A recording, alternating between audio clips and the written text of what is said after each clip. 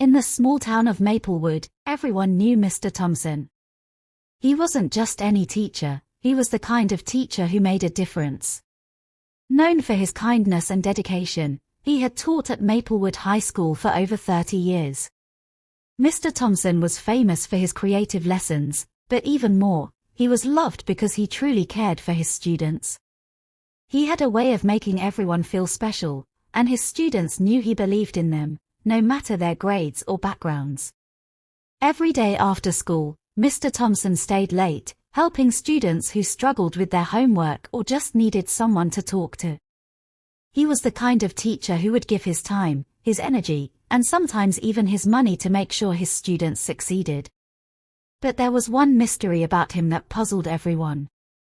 Mr. Thompson lived alone in a large, old house at the end of Cedar Street. It was an impressive but slightly spooky house, with tall windows and a wide front porch that creaked whenever someone stepped on it.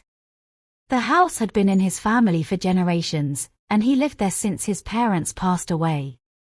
No one had ever seen the inside of his house, and Mr. Thompson rarely talked about his personal life. One Friday afternoon, a group of Mr. Thompson's students gathered in the school library. They were his favorite students, and he was their favorite teacher.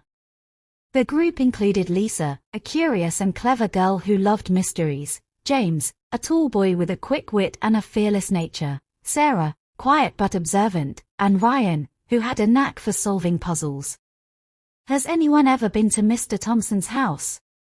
Lisa asked, leaning over the table. "Nope," James replied, shaking his head. "I don't think anyone has. He's always so private about his life." "Maybe he has secrets," Sarah said quietly. Her voice was soft, but her words caught everyone's attention. "Secrets?" Ryan raised an eyebrow, intrigued. "What kind of secrets?" Sarah shrugged. "I don't know, but it's strange, right? He's the best teacher in town, but we know so little about him. And he never lets anyone visit him." Lisa's eyes lit up. "Why don't we go see for ourselves? Maybe we can visit him this weekend. We can tell him we want to surprise him and thank him for being the best teacher." James chuckled. "Are you suggesting we spy on Mr. Thompson?" Lisa grinned. "Not spy.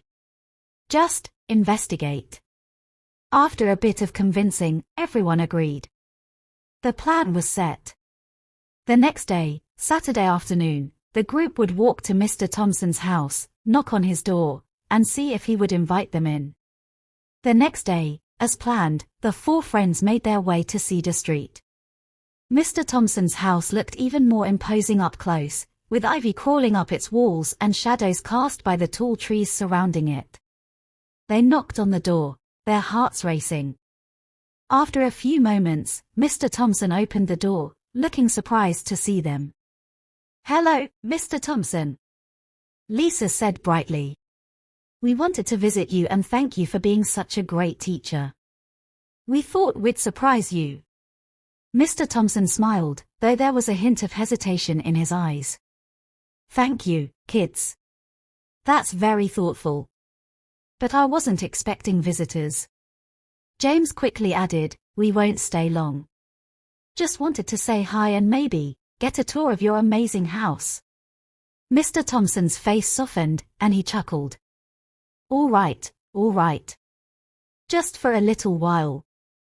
The students stepped inside, their eyes wide with curiosity. The interior of the house was filled with old furniture, antique decorations, and walls lined with books.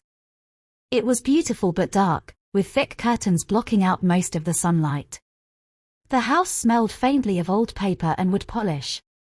As they walked through the rooms, Mr. Thompson pointed out various family heirlooms and told them stories about his ancestors. But the students couldn't shake the feeling that something was off. Mr. Thompson seemed nervous, constantly glancing down the hallway as if expecting someone, or something. They continued exploring, and eventually, they reached a door at the end of a long hallway. It was closed, and Mr. Thompson's face turned serious as they approached it. "This is my study," he said, placing his hand on the doorknob. There's nothing interesting in there. Just papers and old books. But Lisa noticed something odd. There was a faint, rhythmic tapping sound coming from the other side of the door. She looked at Mr. Thompson, curiosity burning in her eyes. "What's that sound?" she asked. Mr. Thompson's face went pale. He hesitated, then forced a smile. "Oh, it must be the wind. This old house makes all sorts of noises." He quickly led them away from the door, but Lisa and the others exchanged glances. They knew something was behind that door, something Mr. Thompson didn't want them to see. That night, Lisa couldn't stop thinking about the mysterious room and the strange tapping sound. She called her friends and shared her thoughts. "We have to find out what's in that room," she said. "But how?" Ryan asked. "We can't just sneak into his house." "What if we asked him directly?" Sarah suggested. "Maybe he'll tell us." James shook his head. "He won't. Did you see how nervous he was? There's definitely something he's hiding." They debated for a while, but eventually, they agreed to try one last thing. They would visit Mr. Thompson again after school on Monday and try to get him to tell them what was in the study. On Monday, they approached Mr. Thompson after class. Lisa spoke up first.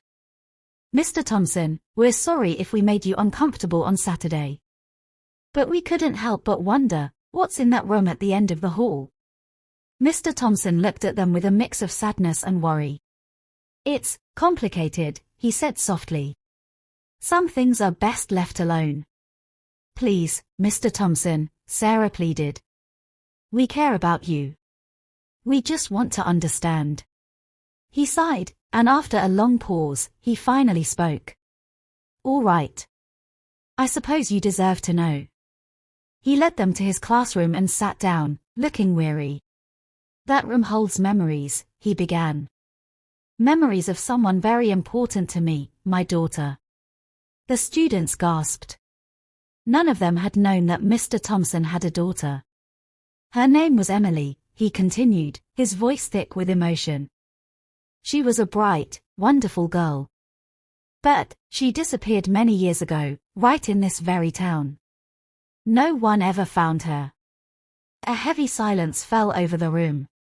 "I kept that room as it was, with her books, her toys, and her favorite things. Sometimes, I think I can still hear her, tapping on the walls, calling out to me. It's just my mind playing tricks, of course. But I can't bear to let go." Tears filled his eyes as he looked at them. "I loved her more than anything. And not knowing what happened to her, it's the hardest thing I've ever faced." The students were speechless, their hearts breaking for their beloved teacher. They had never imagined that Mr. Thompson carried such a heavy burden. "We're so sorry, Mr. Thompson," Lisa whispered. "We had no idea." Mr. Thompson managed a small smile.